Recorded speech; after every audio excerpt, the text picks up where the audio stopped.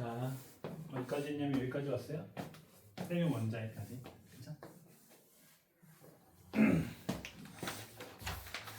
자, 그래서 앞에 있는 내용들이 쭉 이어졌을 때 우리가 꼭 기억해야 될 내용들이 뭐가 있었냐면 뭐 다 중요하다고 볼 수 있겠지만 결국은 우주의 온도가 떨어지고 있어서 입자들이 결합을 하고 있다. 그래서 지금 어디까지 만들어졌냐면 수소 원자핵과 그 다음에 헬륨 원자핵까지 만들어졌다.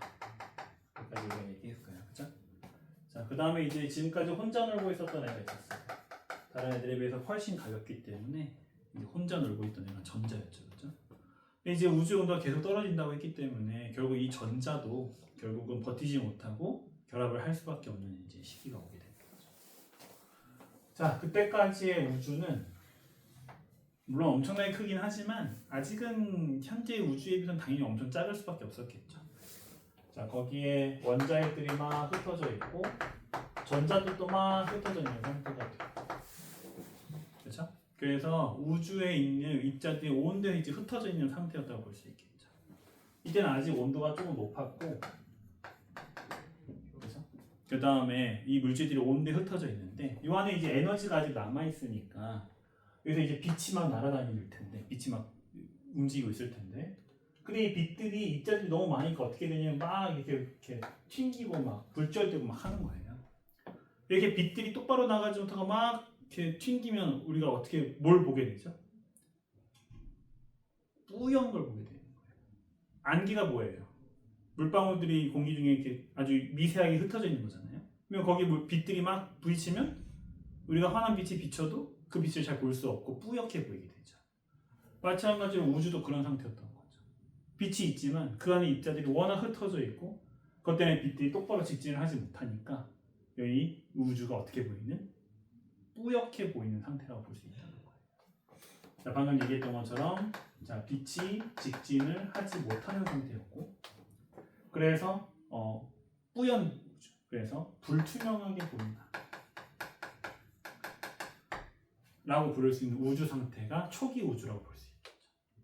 자, 근데 이제 아까 얘기했던 것처럼 이제 더 이상 전자도 못 버텨요. 이제 이 전자들이 어떻게 해야 돼요? 여기에 붙어야 되죠. 플러스 성질을 갖고 있는 원자핵에 끌려가게 되고, 자, 원자핵과 전자가 붙으면 우리가 뭐라고 부르니까? 원자라고 부르니까 이제 드디어 뭐가 만들어진 거예요? 원자가 만들어진 거예요. 자, 우주는 당연히 이때보다 훨씬 커졌을 거예요. 그죠? 그런데 이제 입자들이 어떻게 되기 시작했죠? 더 뭉치기 시작을 했죠.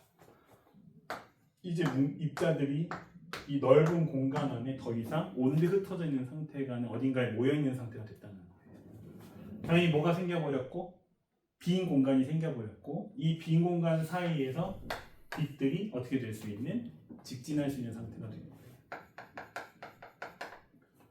그죠? 그러면 이제 당연히 불투명하지 않고 어떻게 보이겠어요? 투명하게 보일 수 있게 되겠죠? 자, 성악과학에서는 이 시점이 언제인지를 항상 강조해요. 자, 꼭 외워야 되는 핵심 내용 중에 하나예요. 자, 빅뱅 우주론에서 생각하기를 이때가 언제라고 생각을 한다? 바로 빅뱅이 일어난 후 몇 년 정도? 약 38만 년 후. 빅뱅이 일어나고 약 38만 년 후에 이 일이 일어났다고 생각을 하는 거예요. 자, 우주의 온도는 계속 떨어졌다고 했죠? 처음에는 뭐 셀 수도 없이 높은 온도였다가 계속 떨어졌어요. 그래서 이때 온도를 추정을 한 거죠. 이때 온도는 아마 몇 켈빈이었을 것이다? 3000 켈빈이었을 것이다. 자, 켈빈이라고 하는 온도 단위가 나왔어요. 자, 우리는 원래 뭘 썼죠? 도시란 온도를 썼었죠. 근데 이제부터 과학에서는, 특히 물리학에서는 온도를 무조건 켈빈이라고 있는 이 단위를 사용을 할 거예요. 자, 이 단위는 분자 운동을 기준으로 하는 온도 단위인데 도시를 워낙 많이 쓰니까 얘랑 맞춰놓은 게 있어요. 바로 뭐냐면 얘가 1도 높아지면 켈빈도 1켈빈 올라가요. 그러면 여러분들 뭐만 기억해주면 되냐면 둘 사이의 차이만 기억해주면 되는데 마이너스 273도씨를 우리는 0켈빈이라고 봐요. 즉 몇을 더하면 도시에다가 273을 더하면 켈빈으로 바꿀 수 있어요. 즉 물이 어느 온도인 0도씨는 몇 켈빈이에요? 273켈빈이에요. 물론 온도가 이렇게 높을 때는 이 둘의 차이가 별로 중요하지 않아요. 그러니까 3000켈빈은 대략 3000도씨라고 보셔도 무방해요. 하지만 나중에 써야 될 때가 올 것이기 때문에 웬만하면 알아두시면 좋고요. 이제부터 우리는 이걸 온도의 단위로 쓸 거예요. 자, 그때 이 우주가 투명한 상태가 됐을 때 우리가 뭐라 부른다? 이때 온도가 몇 켈빈이다? 3000켈빈. 이 두 개는, 이 두 가지 숫자는 시험 문제에서 절대로 빠지지 않는 아주 중요한 숫자예요. 제가 앞에 나와 있는 숫자들, 뭐 예를 들어서 그 양성자가 중성자가 처음 만들어진 때, 뭐 예를 들어 7대 1이 됐을 때, 뭐 이런 것들은 제가 잘 못 외우고 있거든요. 제가 외우는 걸 별로 안 좋아해서. 근데 얘는 외워요. 왜? 그만큼 문제에서 자주 등장하는 숫자니까. 그죠? 반드시 외워야 된다고 생각해 주면 될 것 같고요. 자, 그래서 이때 이제 빛이 어떻게 되기 시작했냐면 이때 과학자들이 말하기를 어떻게 됐다? 이 우주의 빛이 골고루 퍼졌다라고 얘기를 하는 거예요. 이때는 어땠냐면 빛이 제대로 나아가지 못하니까 어디에는 빛들이 모여있고 어디에는 안 모여있고 이렇게 좀 불균형했다는 거죠. 하지만 빛들이 어떻게 됐다? 모든 방향에 균일하게 퍼졌다라고 과학자들이 생각한 거예요. 자, 균일을 하고요. 그 다음에 모든 방향에 대해서 똑같다고 해서 등방성이 있다라고 얘기를 했어요. 모든 방향에 대해서 동일하다. 이해되시죠? 자, 이때 빛을 우리가 뭐라 부른다? 자, 우주 배경 복사. 여기서 말하는 복사가 빛이란 뜻이에요. 말 그대로 무슨 뜻? 우주의 배경, 우주 전체를 채우고 있는 빛이란 뜻이 되는 거죠. 앞에서는 그렇게 말할 수 있었다, 없었다? 없었다. 왜? 균일하지 않았으니까. 하지만 이제는 균일하다고 얘기할 수 있기 때문에 우주 배경 복사라는 말을 쓸 수 있다. 즉, 우주 배경 복사가 언제 처음 만들어졌다? 38년 후에 처음 만들어졌다. 이해되시죠? 자, 우주 배경 복사라는 표현이 나왔고요. 이제부터 이 우주 배경 복사는 곧 무엇을 대표하는 거냐면 우주의 온도를 대표하는 거예요. 우주 전체를 채우고 있으니까 우주 전체의 온도를 대표하는 게 바로 이 우주 배경 복사가 되겠죠. 아까도 계속 얘기했지만 빅뱅 우주의 가장 핵심 내용은 무엇이다? 우주의 온도가 점점 떨어지고 있다는 거예요. 당연히 우주 배경 복사의 온도가 에너지의 크기가 점점 떨어지고 있다는 말이 되겠죠. 당연히 이때 우주에 비해서 현재는 몇십억 년이 지난 100억 년 가까이 됐기 때문에 그죠? 여기에 당연히 어떻게 됐다? 더 커졌죠. 당연히 온도가 더 어떻게 됐다? 더 낮아졌다. 훨씬 낮아졌다. 자, 여기에서 이제 두 번째 근거가 나오게 되는 거예요. 자, 이때 이 빅뱅 물리학자들은 뭐라고 생각했다? 이때 우주의 온도, 우리 현재 우주의 온도가 약 몇 켈빈 정도가 될 것 같다? 약 3켈빈 정도가 될 것 같다라고 예측했어요. 우주로 아직 나가보지 않은 상태에서 이걸 예측을 한 거죠. 그러면 당연히 또 뭐가 나와야 되겠어요? 예측이 나왔으니까 실제 관측을 해야 되겠죠? 그렇죠? 실제로 이 우주의 온도를 측정을 해야 돼요. 근데 이때 당시에는 아직 우주 여행 기술이 없었기 때문에 우주에 가서 온도계를 꼽아볼 수 없었던 거죠. 자, 그래서 어떻게 했다? 지구에 들어오는 우주 배경 복사. 이게 곧 빛이니까 이 빛을 감지해서 이거의 온도를 구하는 작업을 해봤다는 거죠. 자, 그 사람들이 바로 여기 나와 있는 펜지어스와 윌슨이라는 사람입니다. 제가 빛이라고 하긴 했지만 이 빛은 우리 눈에 보이는 빛이 아니다. 안 보이는 빛이다. 그죠? 어려운 말로 이 빛을 우리가 뭐라고도 부르냐면 마이크로파라고 하는데 우리 눈으로는 절대로 감지할 수 없는 빛이에요. 그러면 얘는 이걸 어떻게 감지했느냐? 바로 이런 빛들, 눈에 보이지 않는 빛을 감지할 수 있는 장치인 전파 만원경, 지구 안에 있거든요. 이 전파 만원경을 통해서 우주 배경 복사를 관측하고 이거의 온도를 재본 거예요. 그랬더니 약 2.8켈빈 정도, 즉 거의 뭐에 가깝게? 3켈빈에 가깝게. 즉 이것도 뭐라고 얘기할 수 있다? 이것도 실험의 결과와 예측의 결과가 일치했다. 즉 우주 배경 복사의 온도는 무엇이라고 얘기할 수 있다? 빅뱅 우주론의 근거라고 얘기합니다.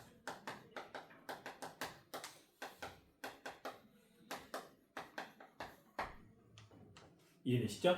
자, 그래서 우리 통합과학 교과서에서 설명하고 있는 빅뱅 우주론의 근거는 크게 두 가지예요. 첫 번째는 수소 헬륨의 질량비 3대1, 두 번째는 현재 우주 배경 복사의 온도가 3켈빈. 둘 다 빅뱅 우주론에서 예측한 예측값과 실제 측정한 결과값이 거의 일치했기 때문에 근거라고 볼 수 있다는 거죠. 자, 근데 여기에서 이제 추가 내용이 예전에 세마고에서 냈었던 문제 유형인데 작년은 아니고요. 화성고도 이런 거 사실 이 빅뱅 우주론은 꽤나 낡은 이론이에요. 이게 1900년도 초에 만들어졌었던 이론이기 때문에 벌써 100년도 넘었고 실제로 현재 이론들은 이것과는 조금 차이가 많이 발생을 하게 됐어요. 그래서 이 빅뱅 우주론의 이 초창기 빅뱅 우주론의 한계점에 대한 얘기들이 몇 가지가 있는데 자, 요거에 대한 설명을 이제 선생님들이 해주시고 관련된 문제를 낸 경우들이 있었어요. 물론 작년 문제는 관련된 문제가 없었지만 그래도 한 번씩 선생님이 건드셨던 내용이니까 기억해 주시면 좋을 것 같아요. 자, 일단 무엇이냐면 우주의 크기에 대한 문제예요. 현재 우리가 관측한 우주의 크기를 생각해 봤을 때 이 우주의 크기는 이 빛의 속도로 이 우주의 나이 동안 커진 것보다 더 커요.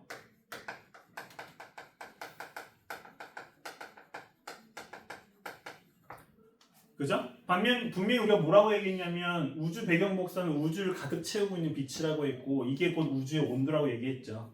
그리고 그 우주의 온도가 어떻다고 얘기했어요? 거의 균일하다고 얘기했었어요. 그죠? 그런데 이 빛이 전달이 돼야 온도가 만들어질 수 있는 것인데 이 우주가 커지는 속도가 빛의 속도보다 빨라버리면 실제로 빛이 도달하지 않는 곳이 있다는 얘기가 되는 거잖아요. 그러면 거기에는 온도가 어떻게 형성이 됐는가? 즉 우주 배경 복사가 진짜 균일한가에 대해서 우리가 설명할 수가 없다라는 거죠. 그래서 자, 우주 배경 복사가 전 우주에 거쳐서 완전히 균일한가에 대해서는 설명을 할 수가 없어요. 두 번째는 뭐에 대한 얘기냐면 우주의 밀도에 대한 얘기예요. 아까 제가 앞에서 프리드먼이라는 과학자가 우주의 세 가지 상태에 대해서 얘기했다고 했잖아요. 우주가 계속 커지고 있는 상태, 커지다가 일정하게 그 크기가 유지가 되고 있는 상태, 줄어드는 상태. 그 중에서 현재 우주는 평탄한 우주라고 해서 아까 얘기했던 것처럼 이렇게 거의 일정하게 아주 미세하게 조금씩 커지고 있다라고 이렇게 생각하고 있는 상태예요. 그런데 이렇게 되기 위해서는 어떤 게 가능해야 되냐면 의외로 우주의 밀도가 일정 값으로 유지가 돼야 돼요. 분명히 아까 빅뱅 우주론의 핵심이 뭐였죠? 우주의 밀도는 점점점 줄어들고 있다였죠. 그런데 이 우주의 밀도가 계속 줄어버리면 어떤 일이 생겨야 되냐면 이 우주의 물질이 끌어당기는 힘이 약해지면서 얘가 이렇게 더 커진 상태가 되버려야 돼요. 끌어당기는 힘이 약하니까. 너무 얘가 세면 어떻게 되겠어요? 오히려 확 수축해버리겠죠. 근데 현재 우주는 확 늘어나는 상태도 아니고 수축하는 상태도 아닌 이렇게 거의 일정한 상태, 평탄한 상태라고 얘기할 수 있거든요. 그래서 이걸 설명할 수가 없어요. 빅뱅 우주론의 내용과는 좀 배치되는 내용이 되겠죠. 자, 이런 한계점들이 존재를 하고 그래서 현재 우주 빅뱅 우주론에 대한 생각들은 초기 빅뱅 우주론을 조금 보완한 형태들로 만들어지고 있다 내용까지를 이제 학교 시험 문제에서 내는 경우들이 있었습니다. 자, 이건 교과서에 아예 없는 내용이라서 제가 따로 설명을 드렸고요. 뒤에 있는 문제는 관련된 내용이 없으니까 옆에다 살짝 간단하게만 써주시면 될 것 같아요. 요거 우주 배경 복사가 완전히 균일하다고 말할 수 없다. 그 다음 요거 우주 밀도가 일정해야 되는 우주 팽창 속도를 설명할 수 없다.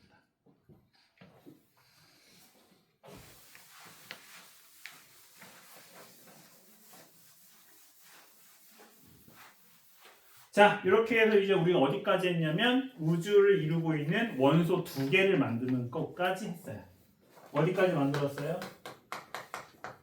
수소와 헬륨이라는 원소까지 만들었어요.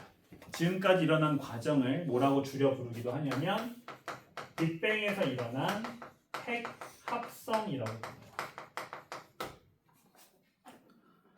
자, 우주에서는 이제 2개의 원소가 생겼다고 우리가 생각을 하는 거예요. 하지만 현재 우리가 발견한 원소는 대략 몇 가지? 약 120가지 정도가 돼요. 120가지에 가까워요. 그죠? 엄청나게 많죠? 이거에 비해서는. 그러면 이 수소 헬륨 다음이 어떻게 만들어진지를 설명해야 된다는 거예요. 그죠? 이 수소 헬륨 다음에 이거보다 더 많은 원소들이 만들어져야 되는데 그 다음 원소들은 어떻게 만들어졌느냐? 바로 통합과학에서는 이게 왜 만들어졌다고 설명하고 있냐면 바로 별이라는 천체들 때문이다라고 설명을 하고 있는 거예요. 자, 처음에 이제 우주가 투명한 상태가 됐을 때부터 이제 원자들이 만들어졌는데 이 동안 한동안 우주는 되게 조용했대요. 별일이 없었대요. 그래서 계속 커지고만 있고 아무것도 이제 없는 시기. 그래서 우주가 캄캄한 상태였다고 하는데 뭐 이때를 뭐 암흑시대라고 부른대요. 자, 약 2억 년에서 3억 년 정도의 이 암흑시대를 지난 후에부터 이제 새로운 게 만들어지기 시작을 하는데 바로 별이에요. 아까 별이라는 게 무엇인지 얘기했었죠? 별이라는 건 뭐다? 어떤 천체를 말하죠? 스스로 빛을 내는 천체를 우리가 별이라고 부르잖아요. 얘들이 스스로 빛을 낼 수 있는 원리가 무엇이었죠? 무엇이죠? 혹시 아세요? 그렇죠. 핵융합이에요. 핵융합이 무슨 뜻이죠? 말 그대로 핵융합. 여기서 말하는 핵은 뭘 말하는 거죠?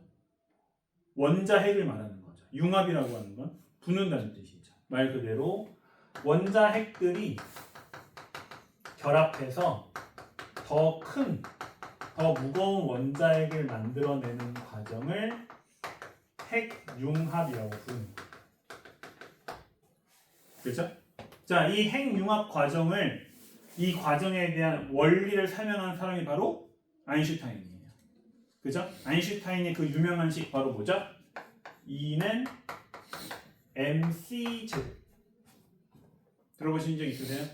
자, 아인슈타인을 대표하는 아주 유명한 식이에요. 그죠? 자, 이 식이 의미하는 건 뭘까요? 뒤에 있는 c 제곱은 그냥 상수값이에요. 얘는 변하지 않는 값이에요. 그러면 결국 이 앞에 있는 두 개의 문자가 핵심이죠. E는 에너지예요. M은요? 질량이죠. 아인슈타인은 뭘 설명하려고 한 거죠? 바로 질량은 에너지로, 에너지는 질량으로 바뀔 수 있다. 그죠? 우리 중학교 때까지 화학에서 뭐 배웠었냐면 질량 보존 법칙이라는 걸 배웠어요. A라는 물질에서 B라는 물질로 바뀔 때 물질은 바뀌지만 이것들이 갖고 있는 뭐는 일정해야 돼요? 질량은 일정했었어야 돼요. 제가 얘를 100g을 사용하면 B도 100g이 만들어져야 되죠. 그죠? 자, 여기서부터 이제 달라져요. 물론 아주 한정된 경우이긴 하지만 이런 핵융합 같은 반응이 일어났을 경우에는 더 이상 질량이 같지 않을 수도 있어요. 그죠? 이 100g의 질량이 99g으로 줄어들 수 있다는 거죠. 자, 이 1g은 그냥 사라진 게 아니에요. 그죠? 이 1g은 뭐가 된 거예요? 뭐가 됐다? 에너지가 됐다. 그죠? 이 사라진 에너지만큼, 질량만큼이 뭐가 만들어졌다? 에너지가 만들어졌다. 이해되시죠? 자, 요게 이 아인슈타인이 만들어낸 특수 상대성 이론에서 만들어진 E는 mc 제곱이라는 식의 의미예요. 질량은 에너지로 바뀔 수 있다. 에너지는 질량으로 바뀔 수 있다. 자, 다만 우리 주변에서 이 일이 쉽게 일어나진 않아요. 이렇게 질량이 에너지로 바뀌기 위해서는 굉장히 가혹한 조건이 필요하거든요. 이런 가혹한 조건을 우리 지구에서 만들어낼 수가 없어요. 하지만 핵융합이 일어나는 별의 중심에서는 얼마든지 일어날 수 있다는 거죠. 바로 이 핵융합이 아주 대표적인 질량이 에너지로 바뀌는 경우가 되는 거예요. 바로 별 안에서는 뭐가 일어난다? 핵융합이 일어나는 거죠. 그러면 핵이 융합돼서 더 큰 원자를 만든다? 바로 이 핵융합 과정이 새로운 원자를 만들어내는 과정이다 라고 통합과학에서 설명을 하게 됩니다. 자, 아까 우주는 고요한 상태라고 했었죠? 자, 여기에는 원소들이 골고루 퍼져 있었어요. 다만 그중 일부 중에는 밀도가 조금 높고 온도는 조금 낮은 부분들이 부분 있었다는 거예요. 그러면 여기 있는 물질들이 어떻게 되기 시작했다? 온도가 낮으니까 지들끼리 뭉치기 시작을 하는 거죠. 자, 그러면서 주변에 있는 물질들이 이렇게 형태를 띠지 않는 말 그대로 성운의 형태로 모이기 시작을 해요. 여러분들 나중에 뒤에서 배우시게 될 중력이라는 힘을 여러분들 배우시게 될 텐데 이 중력 왜 생기죠? 이 중력은 질량 때문에 생겨요. 무겁기 때문에 발생하는 힘이에요. 자, 물질이 모였죠? 당연히 퍼져 있을 때보다 질량이 더 커졌어요. 자, 그러면 주변에 있는 물질들을 더 끌어당길 수가 있게 되겠죠? 주변에 있는 물질들을 중력을 가지고 막 끌어당기기 시작을 해요. 그러면 그만큼 또 질량이 그만큼 계속 늘어날 거고 질량이 커진 만큼 또 중력은 세질 거고 또 물질들을 계속 끌어당기게 되겠죠. 자, 그래서 질량들이 점점 커져요. 자, 이렇게 중력이 커질수록 생기는 특징 중에 하나 바로 무엇이냐면 형태가 둥그레진다는 거예요. 중력은 모든 방향으로 똑같은 힘이거든요. 모든 방향으로 똑같기 때문에 모양이 모든 방향에 균일하게 만들어져야 되는 거고 그래서 점점점 구의 형태를 이루게 돼요. 그죠? 아까부터 얘기했지만 질량이 커지면 커질수록 중력이 세지죠? 그러면 더더욱 누르는 힘이 어떻게 되겠어요? 커지게 돼요. 그래서 어떻게 되냐면 이 물질을 그냥 모으기만 하는 게 아니라 물질을 꾹꾹 누르기 시작하는 거예요. 자, 이 현상을 우리가 뭐라 부른다? 중력 수축이라고 불러요. 자, 중력 수축이 돼야 자, 물질을 꾹꾹 뭉쳐요. 아까 빅뱅의 경우에는 퍼질수록 온도가 떨어진다고 했죠? 얘는 반대로 꾹꾹 뭉치니까 이 내부의 온도가 점차 상승을 해요. 점점 뜨거워지는 거죠. 그죠? 하지만 아직 빛을 낼 정도는 아니에요. 그죠? 그래서 얘를 별이라고 부를 수는 없어요. 얘를 그래서 뭐라 부른다? 별이 되기 전 원시별이라고 불러요. 자, 여기 있는 물질이 꾹꾹 뭉쳐가지고 온도가 점점 뜨거워져요. 질량이 계속 커지고 있죠. 그죠? 당연히 여기에 끌어진 원소들은 대부분 뭐예요? 원자들은 당연히 대부분 수소예요. 질량비는 3대1이지만 개수비는 12대1이었거든요. 그러면 우주의 거의 대부분은 뭐가 차지하고 있었다? 수소가 차지하고 있었다는 거예요. 그러니까 여기에 모이고 있는 원소들은 현재 수소들이 주로 모이고 있었던 거죠. 자, 이제 이 안에 있는 온도가 너무 높아졌어요. 자, 바로 아까 얘기했었던 뭐를 일으킬 수 있는 핵융합을 일으킬 수 있는 온도에 도달한 거죠. 자, 이 숫자도 외우셔야 돼요. 나중에 바로 약 1000만 켈빈이에요. 약 1000만 켈빈. 자, 그러면 이제 뭐가 시작되는 거예요? 수소 핵융합이 시작되는 거예요. 당연히 온도가 제일 높은 건 어디겠어요? 당연히 중심이에요. 이 중심에서 1000만 켈빈에 도달하는 순간부터 뭐가 발생을 시작한다? 수소 핵융합. 자, 모인 원소들이 다 수소니까 당연히 수소 핵융합이겠죠. 자, 수소 핵융합이 시작돼요. 수소 원자핵 4개가 붙어서 헬륨 하나를 만들어요. 자, 이 과정에서 대량의 에너지가 발생해요. 이 에너지는 왜 발생한다? 방금 제가 설명한 요거예요. 질량을 뭐로 바꾸고 있어요? 에너지로 바꾸고 있어요. 그러면 새로 만들어진 헬륨은 수소에 비해 수소 4개에 비해서 질량이 어떨까요? 커요, 작아요? 작은 거죠. 써놨나? 안 써놨네요. 그렇죠? 만약에 수소의 질량이 1.1이었다. 그런데 요게 4개니까 곱하면 4.4가 되겠죠? 그러면 헬륨은 4 정도로 질량이 줄어들게 돼요. 자, 이때 발생한 줄어든 질량, 이걸 우리가 뭐라 부르냐면 말 그대로 사라진 질량이다. 자, 질량 결손이라고 불러요. 하지만 얘는 진짜로 사라진 건 아니죠? 이 질량은 뭐로 변한 거예요? 그렇죠. 얘는 에너지로 변한 거예요. 자, 그 에너지가 별의 에너지로 방출되기 시작해요. 자, 얘가 방출되기 시작하면서 이제 얘는 드디어 뭐가 된 거예요? 별이 된 거예요. 자, 근데 이 별도 우리 사람이 뭐 어린이 뭐 중년, 노년 나누듯이 별도 이 단계에 따라서 여러 단계로 구분을 하게 돼요. 자, 별이 처음 발생했어요. 그죠? 자, 대부분 뭘로 이루어져 있어요? 수소로 이루어져 있어요. 당연히 중심에서 일어나는 핵융합도 뭐겠어요? 수소 핵융합이겠죠. 그죠? 그래서 자, 방금 얘기했던 것처럼 중심에서 뭐가 일어나고 있는 수소 핵융합이 일어나고 있는 이 별의 첫 번째 단계를 우리가 뭐라 부르냐면 자, 주계열성이라고 불러요. 주계열성. 자, 줄기혈성이 가장 중요한 특징이 바로 뭐다? 방금 제가 썼던 것처럼 중심에서 뭐가 일어나고 있다? 수소 핵융합이 일어나고 있다. 자, 요게 가장 중요한 특징이에요. 그리고 이 특징 때문에 발생하는 부가적인 특징도 중요해요. 자, 아까 제가 중력 수축이라는 표현을 썼어요. 수축 무슨 뜻이죠?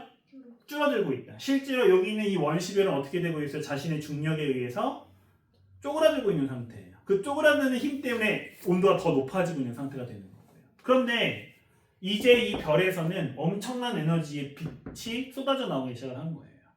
이제 아까는 누르는 힘이 훨씬 셌는데 이 내부에서 얘를 밀어내는 힘이 엄청나게 강해진 거예요. 당연히 이 수소들은 물론 온도가 굉장히 뜨거우니까 기체 상태겠죠. 그러면 이 기체가 뜨거워지면 어떻게 돼요? 팽창을 하죠. 자, 이렇게 기체가 팽창하면서 발생하는 압력, 기체의 압력 혹은 내부의 압력이 뭐랑 똑같아지는? 중력이랑 똑같아지는 상태가 오게 되는 거예요. 그러면 이제 더 이상 줄어들지 않게 되겠죠? 대신 중력이 누르고 있으니까 커지지도 못해요. 줄기혈성의 가장 중요한 특징으로 꼽는 것 바로 무엇이다? 크기가 거의 일정해요. 크기가 거의 일정합니다. 자, 그리고 그 이유를 설명할 수 있어야 돼요. 뭐랑 뭐가 기체압, 내부압 둘이 똑같은 말이에요. 자, 이것이 뭐랑 거의 비슷하기 때문에 그렇죠. 외부가 아니라 질량 때문에 발생하는 중력과 거의 비슷하기 때문에. 자, 이거 우리가 평형이란 말을 쓰죠. 두 번째 특징. 자, 줄기혈성은 이 별의 전성기예요. 가장 젊은 시기고 가장 에너지가 많이 쏟아져 나올 때 중에 하나인데, 자, 이때 바로 줄기혈성의 기간이 가장 길어요. 그래서 사실상 별의 수명이라고 봐도 될 정도예요. 근데 이 별의 수명이라고 부를 수 있는 줄기혈성 기간은 뭐에 따라 달라지냐면 별의 질량에 따라서 달라져요. 이 별의 질량이 크면 클수록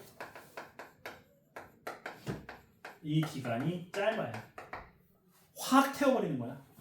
불을 확 질러가지고 순식간에 태운 다음에 오히려 빨리 끝나는 거고요. 질량이 작으면 작을수록 오히려 서서히 늦게 타는 거죠. 우리 태양은 질량이 작은 축에 속하거든요. 그래서 수명이 굉장히 긴 편이에요. 하지만 지구의 뭐 몇십 배, 몇백 배 되는 별들의 경우에는 기껏해 한 10억 년 정도만 유지될 정도로, 그죠? 굉장히 짧은 수명을 갖고 있는 게 이거죠. 자, 요거 생각보다 중요하게 꽤나 잘 나왔었던 문장이에요. 별의 질량이 클수록 줄기혈성 기간, 별의 수명은 짧다.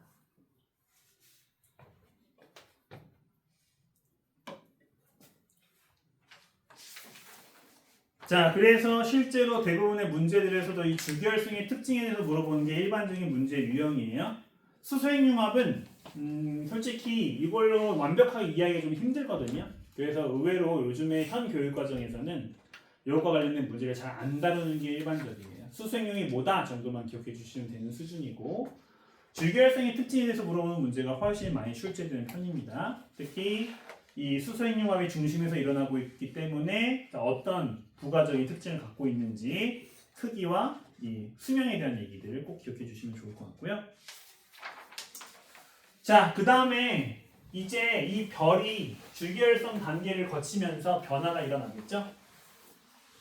아까 얘기했던 것처럼 별은 초기의 별들은 대부분이 수소로 이루어져 있었어요. 대부분이. 그런데 이 중심부에서 뭐가 일어나고 있었기 때문에 수소핵융이 일어나고 있었기 때문에 점점점 변화가 일어났겠죠. 어떤 변화가 일어났겠어요? 이 중심부가 점점 뭐로 변해죠? 뭐로 변해야 돼요? 중심부가, 그쵸? 이제 헬륨으로 변해야 돼요. 그죠? 헬륨은 수소보다 무거워요. 그러면 얘들이 어떻게 되겠죠? 무거우니까 아까처럼 중력이 커지겠죠? 근데 이 중심부에는 헬륨들이 뭘 하기 시작하냐면 중력 수축을 시작해요. 이 안에서. 그래서 얘네들이 쪼그라들어요. 이것들. 중력 수치 일어나면 무슨 변화 일어난다고요? 중력 수치 일어나면 온도가 높아진다고 했죠? 안 그래도 별이 핵융합하는 동안 에너지 때문에 온도가 계속 높아졌는데 거기에 더해서 뭐가? 중력 수축 때문에 온도가 더 높아지는 거예요. 자, 그러면서 이제 이 중심에서 뭐가 시작된다? 바로 헬륨 핵융합이 시작돼요. 자, 이제 더 이상 얘를 줄기활성이라 부를 수 있어요? 없어요? 부를 수 없어요. 아까 얘기했지만 줄기활성이라고 말하려면 어떻게 해야 돼요? 중심에서 수소 핵융합이 일어나야 돼요. 이제 더 이상 중심은 수소로 이루어져 있지도 않고 핵융합도 헬륨 핵융합이 일어나기 시작을 했죠. 그러면 얘는 이제 더 이상 줄기활성이라 부르면 안 되는 거예요. 자, 당연히 안쪽에 핵융합이 또 시작되고 있어요. 온도가 어떻게 됐겠죠? 더 높아졌겠죠? 이제 아까 균형을 이루고 있었던 이 힘들이 이제 균형을 이루지 못하게 되는 거예요. 누가 더 세지게 해요? 당연히 밀어내는 힘이 더 세져요. 자, 그러면서 별이 부풀기 시작을 해요.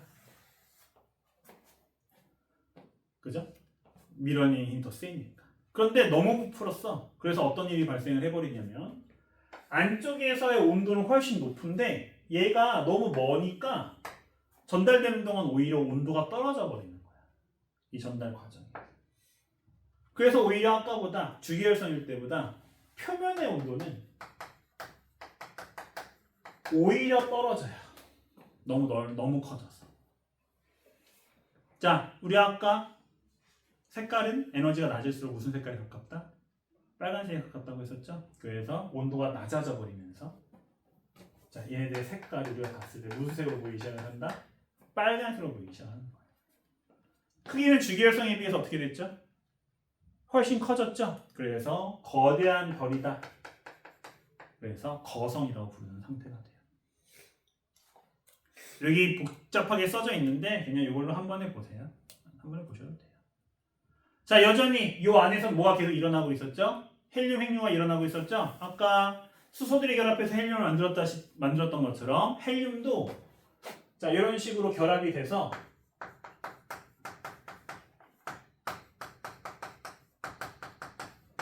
자, 새로운 원소들이 이제 드디어 만들기 시작하는 거예요. 그죠? 그래서 우리가 잘 알고 있는 탄소라든지 산소 같은 것들을 만들기 시작하는 거죠. 그죠? 아, 이제 우리 앞에서 처음 시작했을 때 주제가 나왔죠? 자, 우주를 이루고 있는 원소들은 왜 만들어졌다? 핵융합, 그렇죠. 별의 핵융합 때문에 만들어졌다. 바로 그 별의 핵융합이 수소 핵융합도 시작해서 헬륨 핵융합, 그 다음 핵융합 단계적으로 일어나게 되면서 새로운 원소들이 점점 만들어지기 시작을 했다라는 게 이 내용의 주제가 돼요. 자, 그런데 이 별이 만들 수 있는 원소의 종류에 한계가 생겨요. 뭐에 따라서?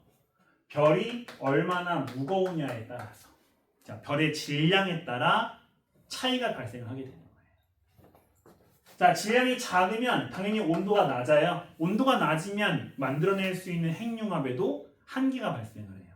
그래서 자, 이 질량이 작은 별들은 만들 수 있는 원소가 그렇게 많지 않아요. 자, 어디까지만 만들어낼 수 있느냐? 바로 탄소까지 만들어낼 수 있다라고 우리 책에 나와 있어요. 탄소까지 만들어낼 수 있다. 어떤 책에서는 산소까지 쓰는 경우도 있는데 여러분들은 탄소로 외워두시면 될 것 같아요.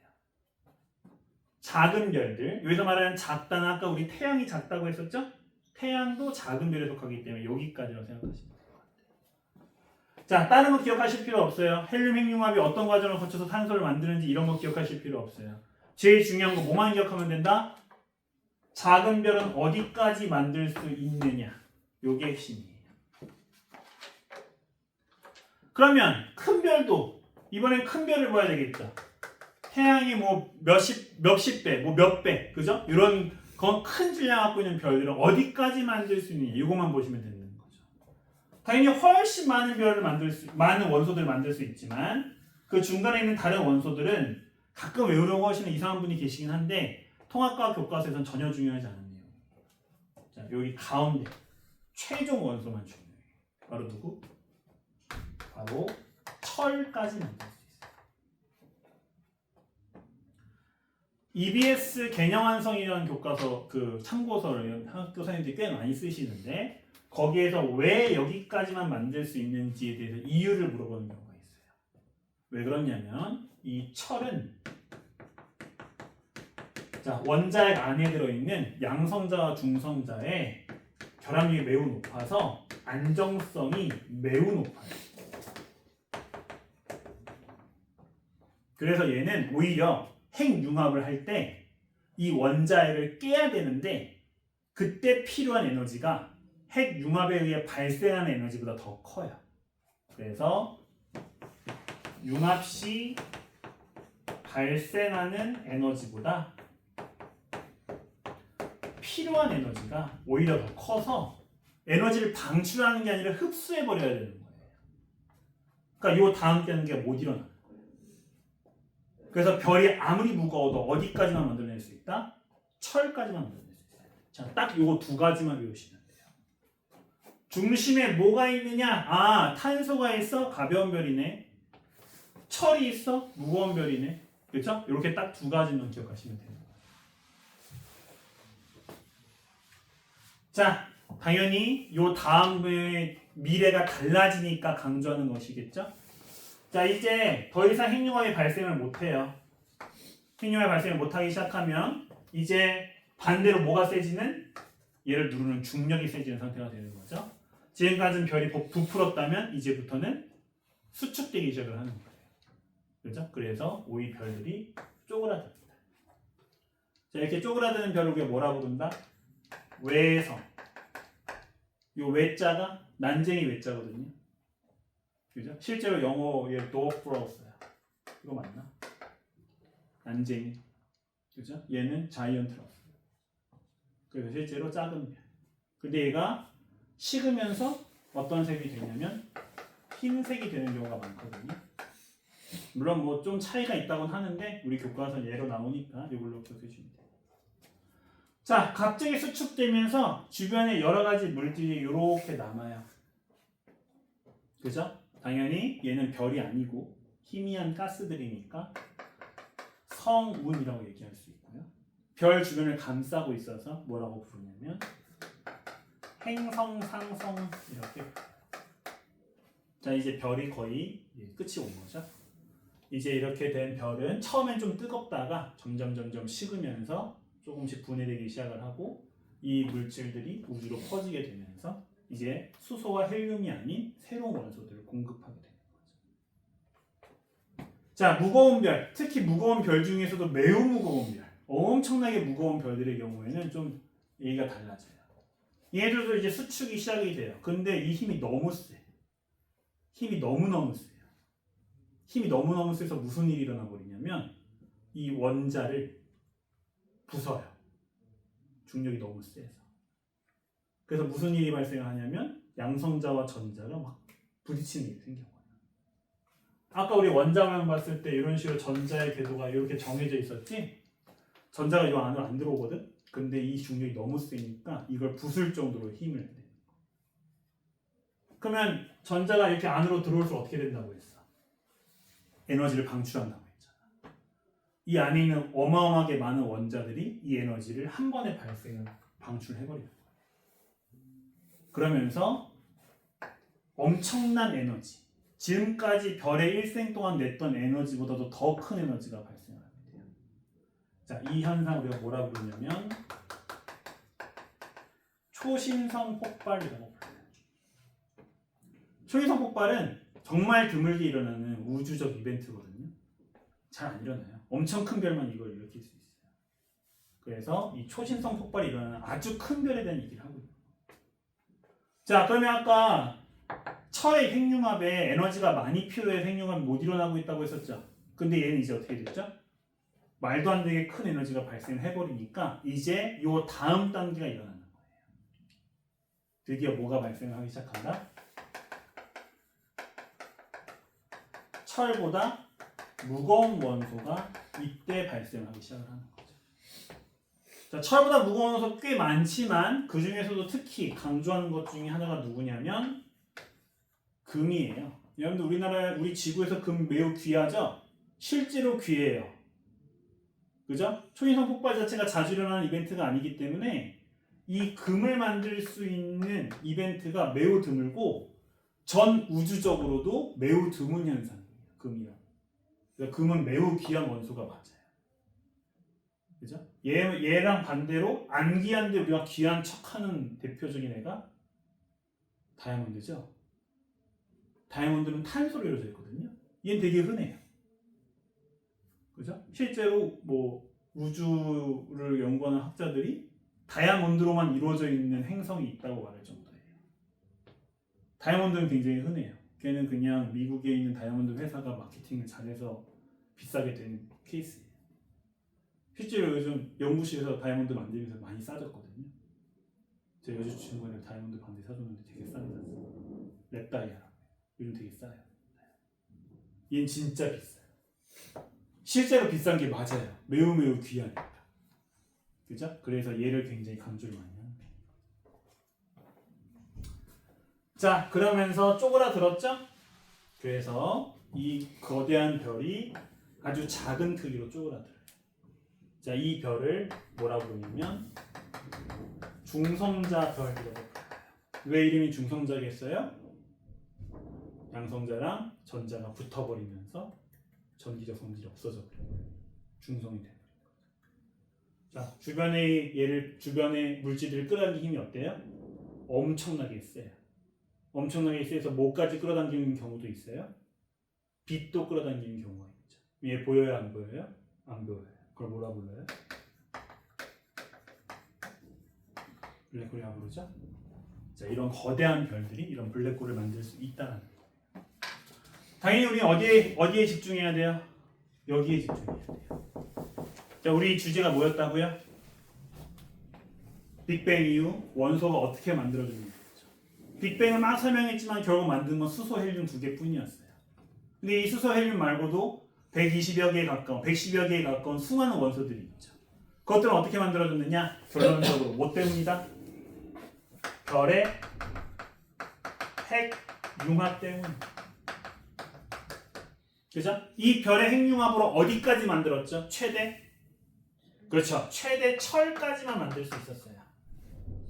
그죠? 그거보다 무거운 원소는 오직 뭐를 통해서만? 초신성 폭발을 통해서만. 초신성 폭발은 핵융합이 아니죠. 얘는 별이 터지면서 발생하는 거기 때문에 이건 핵융합이라고 말할 수 없어요. 좀 더 정확하게는 별의 핵융합을 말할 수 없는 거죠. 그렇죠? 그래서 얘를 구분해요. 초신성 폭발로 따로 구분을 해요. 그죠? 자, 이때만 철보다 무거운 애를 만들 수 있어요. 자, 이제 우리 앞에 있는 내용에서 쭉 이어서 원소의 생성 과정을 크게 세 가지로 구분했어요. 제가 아까 빅뱅에서 원소가 만들어지는 과정 뭐라고 얘기했었죠? 빅뱅 핵 합성이란 말을 썼어요. 그죠? 이때 뭐가 처음 만들어졌죠? 그렇죠. 수소와 헬륨이 처음 만들어졌어요. 자, 핵융합을 통해서 만들어진 원소는 어디서부터 어디까지로 얘기할 수 있죠? 아니죠. 그거는 최종 결과물이에요. 무조건 모든 게 다 탄소로 변하는 건 아니에요. 중심만 탄소예요. 그냥 바깥으로 갈수록 점점점 가벼운 게 있겠죠? 그러면 여기에 헬륨도 있고 수소도 있는 거예요. 그러면 핵융합을 만들 수 있는 가장 가벼운 원소는 수소는 재료밖에 안 돼. 헬륨. 수소는 재료야. 알겠지? 수소는 계속 줄어들 수밖에 없는 거예요. 헬륨이 핵융합을 만들 수 있는 가장 가벼운, 가장 무거운 원소가 철. 그렇죠? 이렇게 올려요. 그 다음에 철보다 무거운 원소. 우리 책에는 주로 4개 정도가 나오거든요. 근데 그 중에서 특히 요 금. 정말 귀한 원소고 우리 지구에서 많이 쓰지 못하지만 그래도 생각보다 많이 쓰이거든요, 금이. 그래서 이 금이라고 하는 원소에 대해서 철보다 무거운 원소의 대표격으로 같이 기억을 좀 해주시면 좋겠습니다. 자, 이렇게 원소라고 하는 것이 다음과 같은 세 가지 과정을 만들어진다까지가 빅뱅 우주론에서부터 원소의 생성을 설명하는 내용입니다. 자, 여러분들 프린트에서는 27쪽에 45번까지의 내용이에요. 자, 제가 문제 풀이는 좀 많이 안 해드렸는데 여기 있는 문제가 그렇게 많이 어렵진 않습니다. 아까 말씀드렸던 몇 가지 교과서 외 내용을 제외하면은 거의 기본 내용에 가까운 문제들이 주어져 있기 때문에 아마 여러분들이 앞에 있는 내용들 확인하시면서 푸시면 어렵지 않게 푸실 수 있을 거예요. 아까 말씀드렸던 것처럼 여러분들이 통합과학을 어쨌든 방학 때 보기로 생각을 했으니까 방학 때 조금 더 어려운 과학을 해주면 조금 더 좋겠지만 여러분들이 통합과학을 해야 되겠다고 생각을 하셨으니까요. 자, 그렇다고 한다면 미리 여러분들이 시험을 보기 위해서 중요하다고 생각할 수 있는 부분들을 미리 체크해 주시고 어떻게 공부해야 되겠다라고 하는 어느 정도의 계획을 좀 세워주시면 좋겠죠. 자, 다음 주 시간에는 테스트라고 하기 좀 그렇고 여러분들 학교의 기출문제 오늘 배웠던 내용까지 기출문제를 살짝 보여드릴 거예요. 그래서 살짝 보여드리면서 이런 식의 문제들이 나오니까 이렇게 공부하면 된다라는 것을 보여드릴 건데 자, 그런 것들을 통해서 이제 학기 중에 통합과를 어떤 순서를 볼지에 대해서 좀 정리해 주시면 좋을 것 같고요. 오늘 수업한 내용 중에서는 아까 얘기했던 것처럼 교과서 외 내용이 꽤 많이 들어가 있습니다. 그래서 제가 아까 이건 교과서에 들어가 있다 안 들어가 있다 이렇게 말씀을 드렸는데 예전에도 처음에는 통합과학이 쉬웠다가 점점 어려워졌던 것처럼 현재 통합과학도 작년 문제는 굉장히 쉬운 편이었지만 이제 앞으로 어떻게 변할지는 잘 모르겠어요. 학교 선생님들 계속 이 기준을 이용하실지 더 어렵게 내실지 더 어렵게 낸다면 당연히 예전 교육과정에서 나왔었던 내용과 연계될 가능성이 있으니까 아예 무시하지 마시고 이런 것들은 뭐 한 번씩 체크해 줘야 되겠다라는 느낌으로 한 번씩 보시면 좋을 것 같습니다. 개념이 많은 파트다 보니까 개념 정리를 좀 잘해 주시는 게 중요할 것 같고요. 처음 보는 용어들 위주로 정리 좀 해보면 좋을 것 같아요. 자, 질문 있으실까요? 좋습니다. 자, 과제는 27쪽에 45번까지고요. 너무 적다고 생각하실 수도 있는데 어차피 많이 줘봤자 맨날 수학 공부한답시고 안 내오기 때문에 그냥 최소한만 드리고요.